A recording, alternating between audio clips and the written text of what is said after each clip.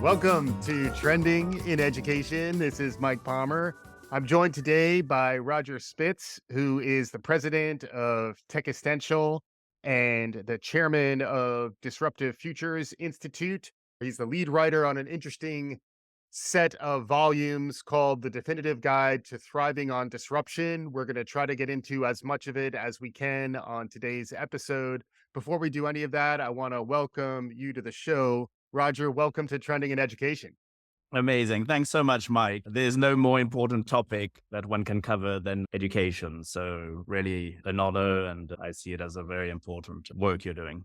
Awesome. Thank you for joining. And I've been following you for a while, and it's really exciting to see this all come together. Actually, real quick, if folks want to learn more about any of this, where should they go? ThrivingOnDisruption.com. And volume 1 is available very shortly on Amazon and ebooks and Apple Books and everywhere pretty much where books are sold. Yeah, awesome. And like I said, it does all fit together. There are 4 volumes. They are on their way out. We'll get into that in a bit. To begin, we always like to get our guests' origin stories. What got you to this point in your professional life? You have an interesting tale to tell. We'd love to hear it in your own words. No, that's cool, Mike. So thanks for that. I think there are almost 2 distinct phases to my journey, which is carrying on. There's no destination yet. So it's an ongoing journey. But there are 2 distinct phases, I guess, to my being where I am today. One is quite a long career in investment banking. For 20 years, I was an investment banker. I was global head of mergers and acquisitions, covering the technology sector. So advising on M&A, strategic investments, venture capital fundraisings, either the shareholders, boards, investors, companies. And that was interesting. I mean, you meet a lot of interesting people. You're constantly thinking about the future and strategy. You're working what seemed to be all the important things. And that was great for some time. At some point, I got the feeling that the things that were keeping my clients up at night, the topics that were interesting me, were no longer the sort of cookie cutter playbooks around M&A or strategy or anything. Mhm. You can see a world where entire industries were reshaped overnight, where drivers of disruption were quite fundamental, and where the challenge was becoming how to think about this unpredictable world, how to realize that the world is actually unpredictable, and how to connect the dots. So I spent some time going down a rabbit hole. I was in London for many years, and 6 years ago, moved to San Francisco and went down a rabbit hole around complexity and systems and futures and foresight. And long story short, that is when I realized that those were actually the things that interested me more. Longer time frames, more fundamental understanding of change, broader systemic transformation than a transaction by transaction. So that's the big kind of professional journey. And then one other topic we'll touch upon briefly later, no doubt, is that before that, at school and in education myself, I was fascinated by philosophy and the idea of agency and contingency. And what does that mean, existential philosophy, for our beingness? And without sort of dwelling too much on it now, I'll just say that when I moved back into areas of interest to me around impact and philosophy, connecting that with the field of foresight and futures, I was able to reconnect with that interest of just broadening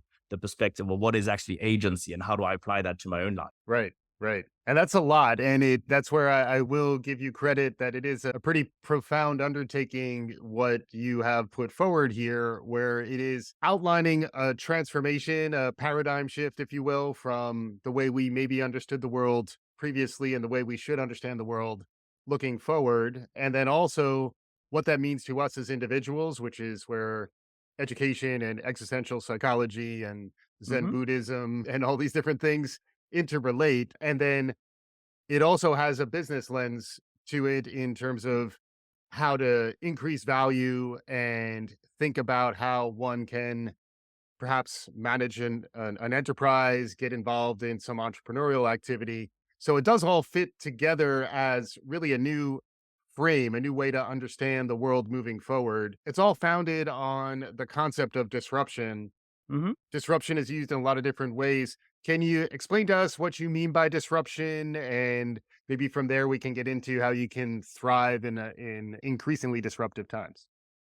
Yeah, indeed. We took it quite holistically, and that includes for the wording of disruption. And maybe so to set the scene, the work, although I led it and wrote quite a lot of it, I had years and hundreds, if not thousands of hours of discussions with many people who contributed. And in particular, an amazing Brazilian journalist and futurist and technologist who writes science fiction called Lydia Zwin, with whom she helped me kind of shape the architecture, the complementary areas from a kind of boring middle-aged white male that on Wall Street, Yeah. and helped me take a broader perspective and solicit the various inputs to take that broader view.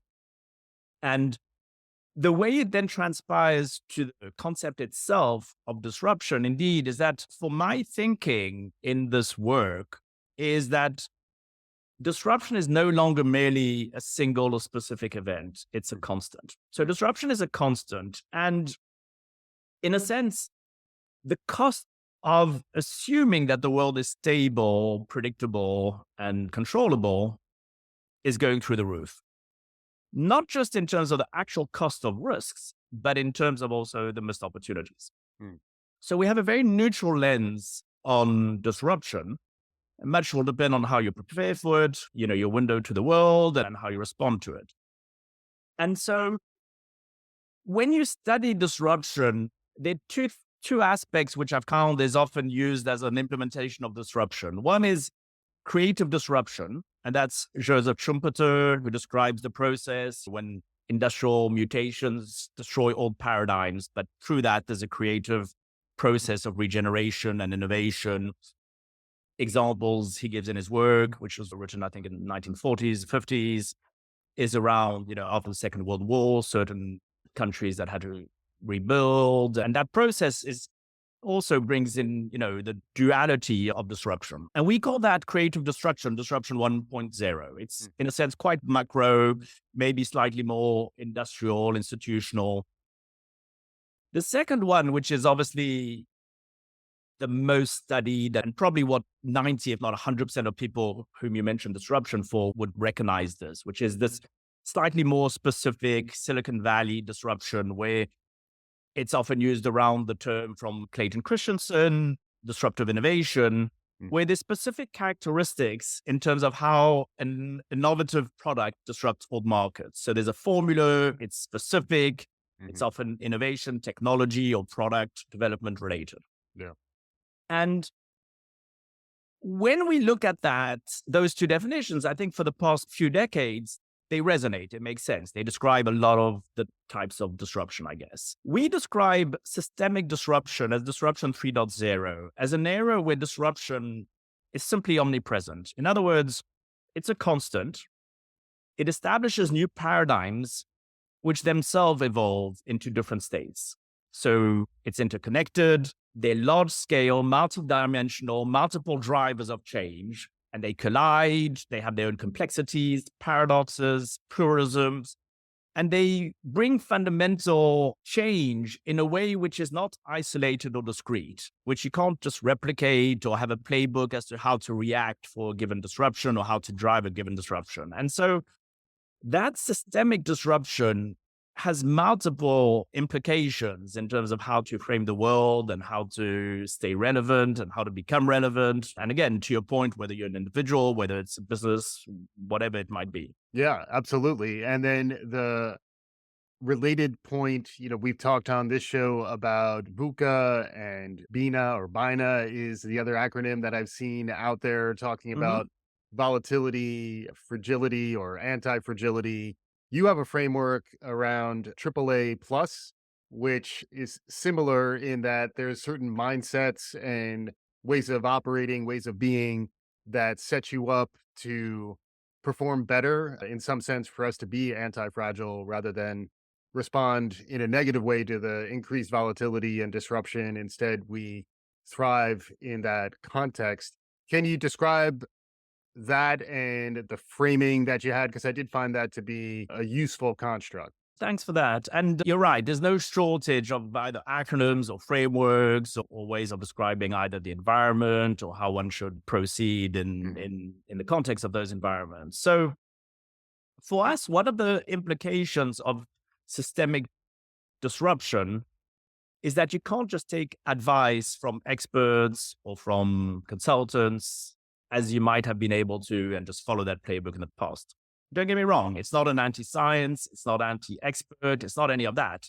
And you're in education. I think you think about those things all day long. It's really just a question of, in our complex world versus complicated, where there's nonlinearity, where there's unpredictability, where cause and effect can only be established ex post, where it's emergent. Those features of complexity mean that you can't just rely on there being a right answer ex ante or relying on experts. So it's really comes down to the distinction which people like Dave Snowden and with the Kinnavan framework make between complex and complicated. And so in that complex world, we believe you can't just take advice and rely only on the advice. You can take advice, and much is very useful, but you can't rely on it to solve every problem. Not everything is as simple, quote unquote, as fixing an airplane or sending a probe to Mars. Right.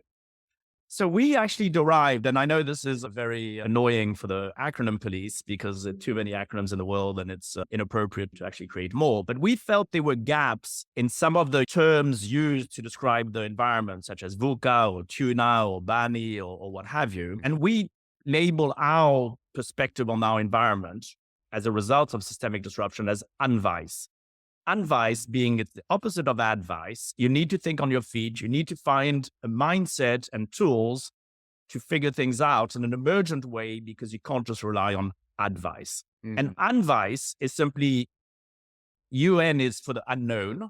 So it's in a sense the ambiguous or the uncertainty from VUCA, unknown. The V is volatile. I is intersecting because we believe that it's the collision and the intersection of many different, often seemingly unrelated fields or themes or topics which create disruption. Again, neutral, it can be positive for discoveries, it can be challenges for knock-on effects and spillovers when things get messy. So the I is the intersection, C is complex, and E is exponential. We're not necessarily pushing the kind of Silicon Valley technology exponential wonders and that. We're just simply acknowledging that, unlike VUCA, for instance, we have to integrate the trajectory, velocity, and speed of change. And VUCA describes an environment that was created half a century ago, which maybe things were less hyper-connected and moving fast. So in that environment, which is unwise for systemic disruption, what we consider is that you basically indeed need a kind of frame which is itself not specific. So instead of just looking at futures of foresight or just looking at one particular aspect, philosophy or what have you, we have our own framework which draws on what we think is relevant from other clever people, practices, things that have been tried and tested for decades, if not millennium. But we put them together as what we call a being AAA framework. And that comprises different elements. The first one is around anti-fragile, anticipatory, and agility. You often have this debate between professionals or futurists or academics as to whether the world is just emergent and only the present exists and you shouldn't be thinking long-term future, right, or what have you. We don't take a dogmatic view. We just think from a practical perspective, you need all of these three features. Antifragility is laying the foundations which strengthen even if you have shocks. There's certain features, and we can talk about them, and it's Nassim Taleb in Antifragile, who really brings home that more than adapting and being resilient when things happen, change creates opportunity, and trial and error, randomness, getting upsides from that is very much something you can integrate with the right foundations. You're acknowledging that we're in a complex environment. We're acknowledging that there are many interdependencies and many of the things of our complex world. Those anti-fragile foundations, it's not even something you do day to day necessarily as such. It's like the foundations of a house. There's certain decisions you've made or investments you've made or DNA or way of thinking that is going to make you anti-fragile almost irrespective of what happens. Right. The second element is anticipatory. So this is very much the bread and butter of the futures and foresight field, which you're very involved in. So it's really the capacity to prepare for change. You're thinking of the multiple possible futures. You're deciphering the signals in advance. You're interpreting the possible next order implications. Yeah. Thinking about how things connect. So that's the conventional anticipatory in terms of being cabled into the future.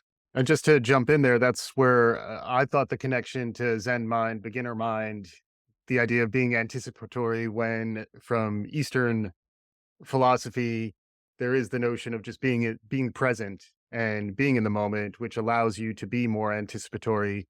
You do also touch on unlearning. It's really a great survey. I would recommend folks to, the bibliography alone was quite useful, where you are drawing from a really broad cross section of volumes to get to something that I do think is cohesive.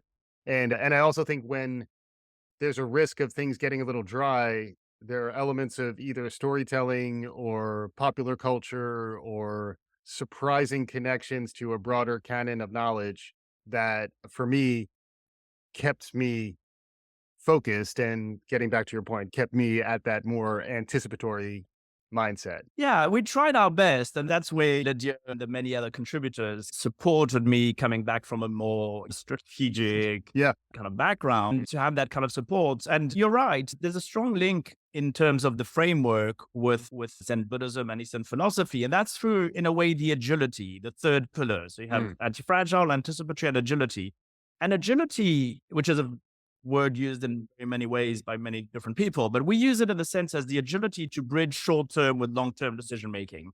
In other words, we acknowledge that only the present exists, and that however strong your foundations, however anti-fragile they are, however much you're well-versed in terms of exploring the futures, ultimately you make decisions in the here and now, and that is emergent. And so in that emergent agility, indeed, you have beginner's mind with Shoshin from Eastern philosophy and Zen Buddhism, and you have the aspect of understanding the impermanence with Mujo in Eastern philosophy, or you have existential philosophy, which is you exist and create your essence through your actions. right. Your decisions, agency, and choice create what you are. And so it's the combination of the right foundations as anti-fragile, thinking and constantly working the futures and the possibilities, but then in the here and now, having the tools, the agency for that agility, because that's emergent. Yeah, absolutely. And it does make sense. And I was going to go to the existential philosophy angle next, and this concept of agency, where to me, that is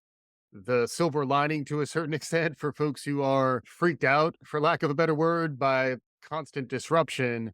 The idea is that in that ever changing universe, that is where agency, free will, the individual's ability to chart her own path is where there is a bit of a silver lining to this. And this is in the place where you begin to talk about beta testing yourself, developing as an individual. And this is also where education becomes a very critical component, where faced with these challenges, you are positioning this as a challenge and an opportunity to lean into. And that's really where you address education head on. Since this is a podcast about education, I'd love to get some of your thinking, because I know you've spent quite a bit of time incorporating that into your frameworks.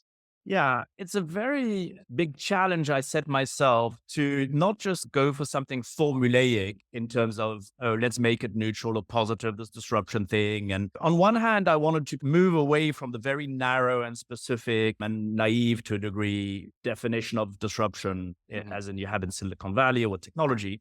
Yeah. On the other hand, I admire some well-known futurists who are kind of everything is amazing and abundant and the miracles of technology will save the world and that. Right. But at the same time, I did want to kind of acknowledge the neutrality, the positive, the negative, and the risk and the agency you have on this. So where does existential philosophy come into it?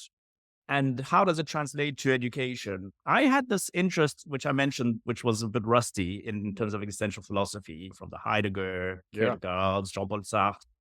And I met a few years back Rowley in Finland, who had done a PhD in some of these metaphysical and philosophical questions. And I basically engaged a discussion with him to structure our thinking and framework around what that looked like. And to cut to the chase, because I could spend hours on it, and we have written a lot that's published on these specific topics, an existential framework to decision making and uncertainty. Yes. The crux of it is very simple. It's to say that if you had a life where things were predetermined, where you had no choice, where things were linear, stable, and predictable, basically the implication of that from a kind of philosophical perspective is that you have no freedom, agency, and choice. Everything is predetermined. Conversely, the fact that there's disruption and constant change, it simply means that, to use Sartre analogies, you exist, you come into the world, and then you create your essence. And that's also a feature of antifragility.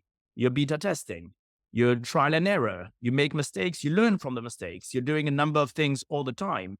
And that is basically what we call the agility and the creating a beingness.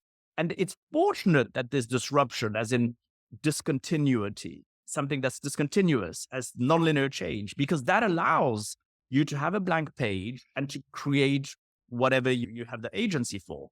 And so that idea of agency and existential philosophy works throughout. When it then goes to education, you can see how, it's associated with reframing what success is, valuing failure, valuing imagination, problem solving, critical thinking, learning, unlearning, relearning, everyone being a teacher and an educator, the importance of systems and futures thinking, integrating topics holistically rather than only relying on experts. So the read across of an existential philosophy for disruption permeates to education, to how we think about life, to how we run a business. And, we're not just trying to kind of put a marketing spin on it. We genuinely feel that unless you realize what disruption means and have the agency and realize that it's thanks to that you have freedom and choice, it's a very important thing. I mean, it's really the opposite of that, and not wanting disruption is almost like advocating for a predictable world where you have no agency. Yeah, yeah. And it's really interesting to me how that then connects to artificial intelligence and the idea of things that are complicated can be solved by automation, artificial intelligence, etc. Things that are complex, infinite games, the way in which humans can engage in the complexity that you're describing is by reframing and asserting their humanity. You're someone who thinks of the future a lot, and you also think about the role of technology and artificial intelligence. These are themes that we talk about a lot on this show, particularly how it relates to the future of work and how we think about education. You have a lot of interesting and, dare I say, provocative thoughts around the current state of education and what it was designed to do, what it's doing arguably not well, and what it could do better. I'd love to hear a little more of that in your own words, because I think you have some really interesting perspective to shed on what we're currently delivering in our educational systems and what you might recommend as improvements.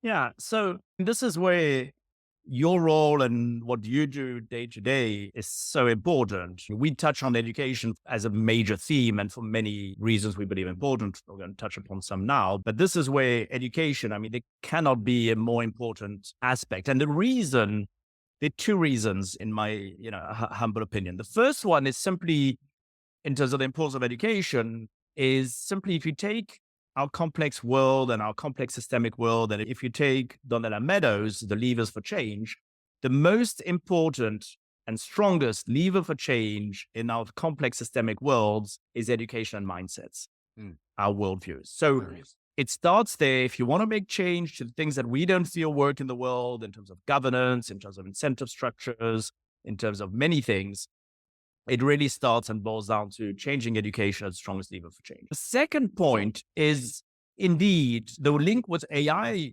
We make the following, which is basically a warning shot to humanity.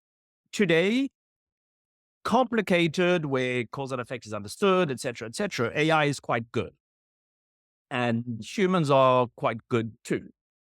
And we know for many areas with wonderful initiatives, how to use technology with human capabilities, drug discovery and AI, and some of the wonders of technology and humanity and our expertise and science and everything.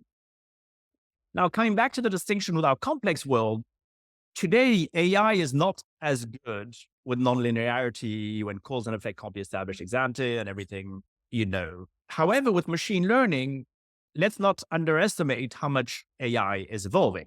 Hmm. So coming back to humanity, my question is not so much what is AI doing or will we reach singularity or how many jobs will be displaced. Figures which no one has a clue, really. Anybody speculating on that, just really no one has a clue. The real question, we do have a control over this, and this is really the most fundamental aspect that they can be, is what is humanity doing to upgrade their capabilities to be able to be more fluent and conversant and to stay relevant in our complex world? Yeah. And therefore, that is where humans should be legitimate. Now, the challenge is that if you look at leadership teams, if you look at governance, if you look at the educational systems, they don't really necessarily focus on those features which allow you to make sense and respond well to complexity. And so our thesis is really that you need to change the educational system so that then the other changes in our complex world will take place. And that means to a degree, it's the elements of antifragility, right? It's if you look at the language of antifragility, you could apply it to what educational systems should be. You need to deal with uncertainty. You need to think about the entire system and not work just on discrete, isolated special cases. You need critical thinking, a heuristic DNA. It needs to be more emergent. You need trial and error. You need to reframe failure. You need accountability. You need to be agile, to tinker. So it's those elements of developing optionality, of trial and error versus a more rigid, fragile, knowledge-driven question, you know? And you can look at different systems, Israel or others, where the prize is not to answer very well a question to which there's a known answer. The Hmm. prize is to discover that something we thought impossible is possible. Yeah. Yeah. I saw the distinction between efficacy and efficiency, where can you actually achieve a meaningful outcome? I did want to get to the Israel example because I think it's a really interesting one. And also, when you did talk about Israel as a case study, you did describe their humor. It is another place where you do talk about the importance of fun and playfulness and other elements of discovery. I know that wasn't the exclusive lesson in the Israel example, but I did find that to be a really interesting one where education at times loses its energy, its playfulness. I have a 3-year-old son, and I do in many ways aspire to the level of curiosity and playfulness with which he's engaging his curriculum. I did find that to be a really interesting element where there is a nod to humor, there is a nod to relevance through edutainment that I found quite refreshing. So perhaps a note on that, and then I'd love to get into the Israel discussion. No, that's great. And maybe we can connect the two aspects. The Israel is an interesting one from an educational perspective and other. And of course, it has its issues and faults Yeah. and that. But it's still, for a relatively small country of less than 10 million people, kind of punches above its weight in terms of breakthrough innovation and science and things which it's not just the next shiny object from Silicon Valley. It's genuine progress for scientific discovery, for how to grow water and food Yeah. from deserts and things which are really hitting the 17 UN SDGs very centrally. And I spent quite some time in Israel to really understand disruption. I thought, okay, if you can talk or write about disruption, you got to have a reasonable sense about how things take in Israel. And one of my senior advisors to the Disruptive Futures Institute, in fact, David Salomon, has an extraordinary background in dealing with change and disruption and technology. And he was an advisor to the prime minister for 36 years and involved in special ops and all kinds of things. And I also spent a lot of time with Inbal Arieli, who writes a lot about education, is also an entrepreneur and that. And when you look at education there, I came from the outside with a naive education must be amazing in Israel because of how well they do it in terms of R&D and patents and entrepreneurship and all these things and Yeah. science. And then I came out with the following takeaway, which I think is what you're kind of alluding to, which is it's actually not the formal structured educational system. That's kind of okay, if not lousy or weak or average. It's informal education. Mm. It's what you learn playing in a junkyard. It's the term that's used in Israel all the time, which is balagan. It's that state of chaos with the promise of opportunity. Mm. You're right. Israel, like many countries, have existential questions and risks and a particular history. And one way of dealing with it is a particular type of humor and a critical view on their own lives and worlds. And that helps a lot. It's comfort with this chaos, comfort with balagan. They use it to thrive on disruption, literally. Yeah. You can have chaos that is just chaos, or you can have chaos, to use the words of my friend Inbal Ariely, who wrote an amazing book on education and entrepreneurship in Israel, which is it's chaos with that promise of opportunity. And it's informal. Some of it is informal, some of it is formalized, but not formalized just through the school program. So, for instance, everybody does a military, women, men. Yeah. And that is a process of cooperation, of cross-pollination, and opportunistic. In the 1990s, when there were 1 million Russian immigrants coming to Israel, 1 million out of an 8 million population, it's a lot. From one day to the other, you get 15% of your population. Israel already realized the challenge of cybersecurity and realized that if they face an existential risk, if they did not address cybersecurity. And so they used this informal way of educating and leveraging on talent, literally to become the world's leader in cybersecurity, a lot through these amazingly clever and bright engineers. And so all of these features, you can see that it's not like Singapore, which is they have the best K-12 model and the best mathematics teachers, and all that's great. It's a small, emergent, agile, unwise type of informal education, which is not the prescribed advice or playbook kind of education. And that's the contrast between a Singapore and an Israel, for instance. Yeah, really interesting. And I would encourage folks to track down a lot of what Roger is talking about, because it does certainly get the wheels turning, and this content will continue to be coming out through Roger and through his organization. As we're getting closer to time, Roger, I do know another area that we haven't discussed around futures, but is certainly an area that futurists are thinking a lot about, younger generations are thinking a lot about. It's a place where a lot of disruption is happening, is around the environment. I know that Mhm. is something that you've thought a lot about, and you are being engaged in a lot of different ways around how we should contemplate how the world is changing in new and unprecedented ways due to environmental disruptions and catastrophes and other major weather events. Can you describe some of what's going on in that space and how it relates to the framework?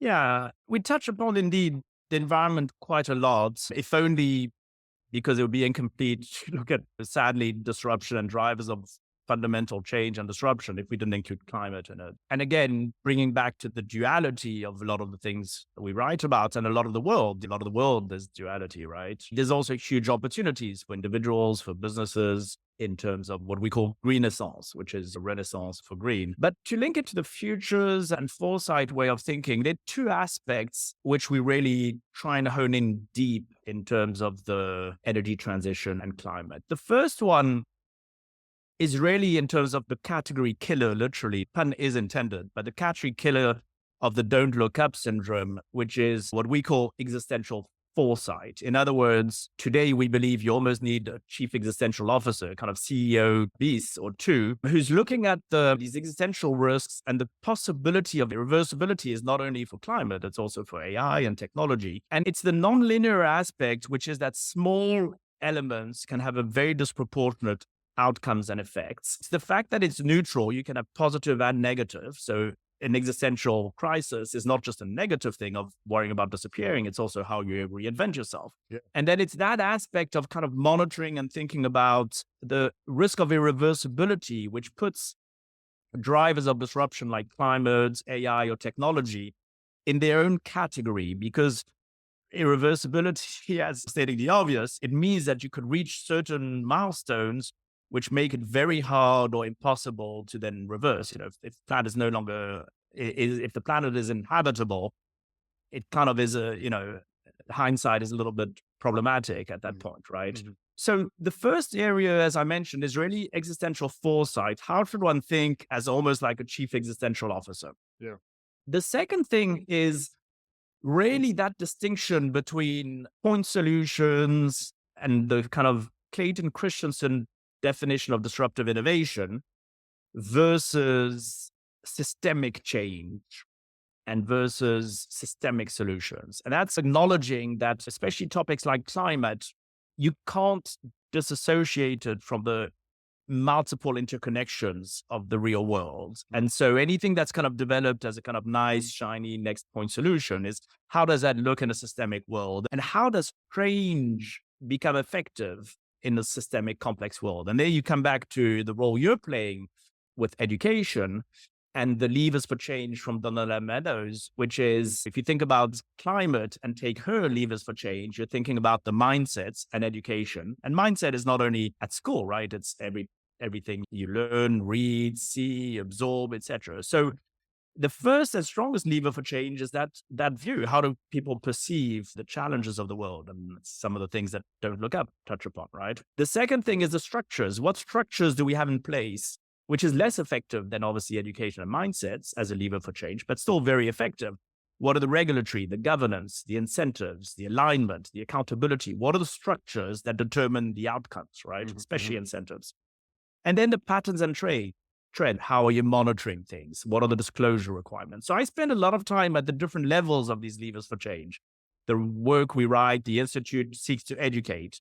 I spend a lot of time with technology companies and companies look at energy transition, trying to make that distinction as to what's effective change and systemic versus point solutions. I spend a lot of time, including with Stanford and with IEEE, around disclosure and ESG. What should disclosure look like? I'm on a climate intelligence council of a company called Service, which is an AI company platform which does climate intelligence, which allows you at the asset level to understand beyond the mitigation, what should you be doing to build resiliency into your actual assets with everyday decisions? What Mhm. should boards and management teams? So like many of these topics, it's not a specific aspect that you can just kind of tick the box on. It's really thinking through what systemic change involves and trying to kind of imagine how things connect and the next order implications of those.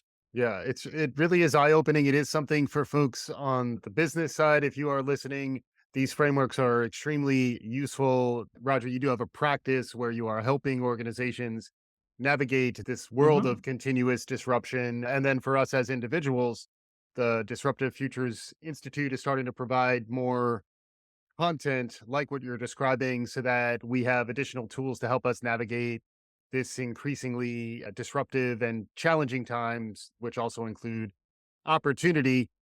Before we get your concluding thoughts, Roger, as someone who's got range and is spanning the globe, trying to understand what's happening, what's emerging, is there anything new and emergent that is on your radar that we haven't talked about so far that you think our listeners might benefit from hearing about? Yeah, so we try and focus on the signals versus the noise, right? So we monitor as best we can many different signals and that, but we don't kind of fuss unduly on any individual one. I think the one thing that we're finding day to day, unfortunately, actually, is the extent to which the world's governance, incentive, and educational systems are misaligned with the sustainability of humanity. Hmm. And so, while it seems like a kind of negative or distressing observation, it also really is important that we acknowledge that, because it's only by acknowledging that, in the same way as acknowledging where humanity is, to rewire education and to make it more effective and all the work you're doing, Mike, on the education front. It's only by acknowledging the extent to which we need to make those changes that then we can. But you see it every day, whatever aspect you look at it, whereby we're still kind of relying on assumptions, relying on a predictable, stable, and controllable world. And the cost of relying on those assumptions is really increasing. And so if you ask me for anything new or noteworthy, I would say start observing the extent to which that is the case and start thinking about the extent to which we have agency to maybe have it otherwise. Yeah, yeah, absolutely. And there is a lot of psychology in addition to philosophy integrated throughout the work, a lot of nods to behavioral economics and the work of Daniel Kahneman, among Hmm. others, which is another part of this emerging zeitgeist that I definitely think you tapped into in some really wonderful ways. Roger Spitz is the president of Techistential and the chairman of Disruptive Futures Institute. The guidebooks that are on their way are the definitive guide to thriving on disruption. Roger, as we're concluding here, I always like to give our guests a chance for some closing remarks. How can you sum up some of what we've discussed so far today? Two elements for sort of key takeaways or wrap up or what have you. I think one is, and we used this term many times, so you and your audience will have to forgive me for using it again. But really, as a wrap up, it's really agency. Agency, it means you appreciate uncertainty, but you also realize that it is, paradoxically, thanks to uncertainty, that you actually have freedom, agency, and choice. The futures are open, they're wide open. You have a role through agency in defining those futures. Yes, it's indeterminate. Yes, it's unknowable, but that's precisely gives you kind of that blank page to invent and that. So I can't emphasize that enough. Lacking that appreciation of agency and the role we have in the world and the possibilities and the fact that change is not necessarily a negative is a limitation, which is unfortunate. The second element to wrap is really just understanding how one is impacted by disruption. So I think the three elements for me that impact how you are affected by disruption. The first one is perspective. If you expect the world to be completely predictable, linear, and stable, and suddenly there's a deviation from that imagination or the assumptions you have, of course you're going to be surprised. If you consider change to be a constant, then less so. So the first one is perspective. The second thing is your anticipatory mindset and your degree of preparation. So that's kind of one of the A's from anticipatory. And the third element in terms of how you respond to disruption and how you'll be affected by it is simply what is the nature and timing of your response?